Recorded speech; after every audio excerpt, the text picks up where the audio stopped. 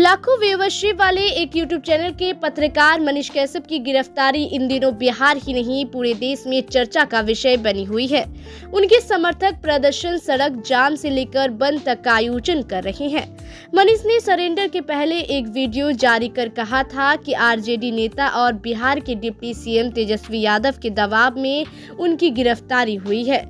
उन्होंने तेजस्वी को चेतावनी भी दी थी कि 2025 में सीएम बनने का उनका सपना वे पूरा नहीं होने देंगे। सरेंडर करने के बाद मनीष कैसब को बिहार की आर्थिक अपराध इकाई ने हिरासत में लेकर उनसे पूछताछ की। उनसे यह जानने की कोशिश की गई कि उन्हें किन किन लोगों से पैसे मिलते हैं। तमिलनाडु पुलिस अब अपने यहाँ ले जाकर उनसे पूछताछ करेगी। केंद्र में बीजेपी के शासन के दौरान पत्रकारिता पर संकट, लोकतंत्र पर खतरा और अभिव्यक्ति की आजादी पर हमले का रोना रोने वाले कुछ पत्रकार और विपक्षी दलों के नेता मनीष कैसब के मुद्दे पर खामोश है। आश्चर्य होता है कि बात बात पर अभिव्यक्ति की आजादी पर संकट का रोना रोने वाले विपक्षी नेता अब ये नहीं कह रहे कि बिहारी श्रमिकों के साथ मारपीट के बहाने बिहार सरकार पर मनीष कैसब ने जो सवाल खड़े किए वे अब अभिव्यक्ति की आजादी से बाहर कैसे हो गए।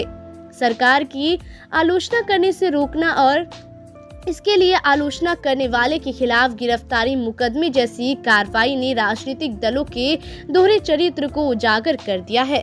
आश्चर्य की दूसरी बात यह है, मनीष कैसब ने तमिलनाडु की जिन घटनाओं का वीडियो फुटेज अपने यूट्यूब चैनल पर दिखाया, वही काम प्रिंट मीडिया और टीवी चैनलों ने भी किया, पर बिहार सरकार की नजरों में उनके अपराध नहीं दिखे।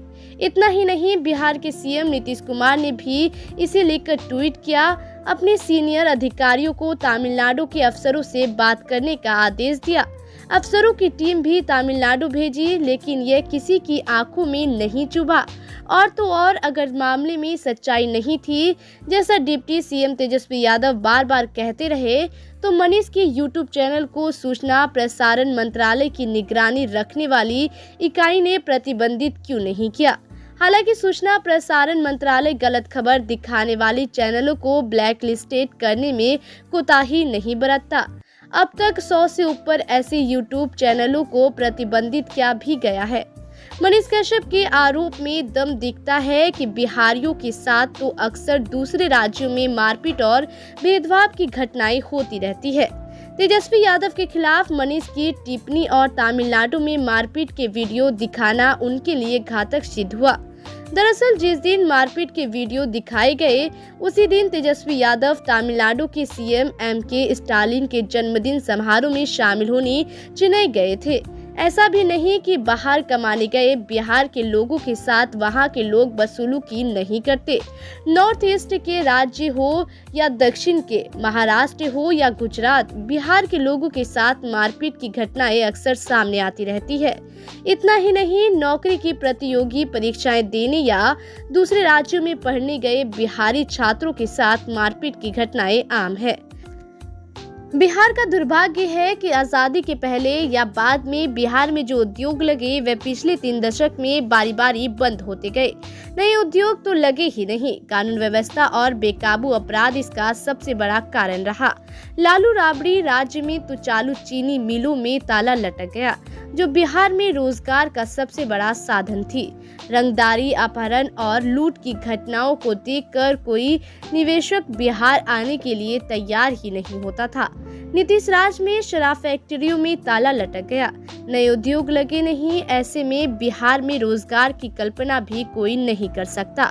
हर थक कर रोजगार की तलाश में बिहार से लोगों का बड़े पैमाने पर पलायन होता रहा। बिहार से बाहर गए लोग दूसरे राज्यों में पीटते रहे, गालियां सुनते रहे और भगाए जाते रहे। अफसोस इस बात का भी है कि मनीष कैसब की गिरफ्तारी के खिलाफ जनता तो गोलबंद हो रही है, लेकिन मीडिया बिरादरी खामोश है। बिहार सरकार की ईमानदारी भी नहीं दिखती। तमिलनाडु की घटना को लेकर दूसरे मीडिया प्लेटफॉर्म पर भी खबरें आई, पर सरकार के निशाने पर मनीष रहे। सामान्यतः पत्रकारों के साथ अन्याय के मसले पर मीडिया से जुड़े लोग मुखर रहते हैं। लेकिन मनीष के मामले में दूसरे मीडिया हाउस या पत्रकारों के संगठन भी खामोश है। इसे पत्रकारिता की पैंतरेबाजी ही तो कहेंगे ना। मनीष कश्यप के लिए ईओयू के एसपी ने बयान दिया कि मनीष कश्यप आरोपी बनने के बाद आत्मसमर्पण नहीं किया, वो घूम घूम कर वीडियो बना रहे थे। वो भगोड़ा और आदतन अपराधी है।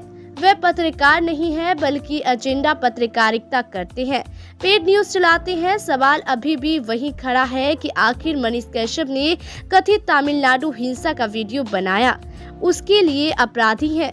उसी कड़ी में उस दौरान सैकड़ों यूट्यूब चैनलों ने वीडियो चलाए। यहाँ तक कि प्रशांत किशोर ने दावा किया कि उनके ट्विटर पर हिंसा के जो वीडियो हैं वो सच है।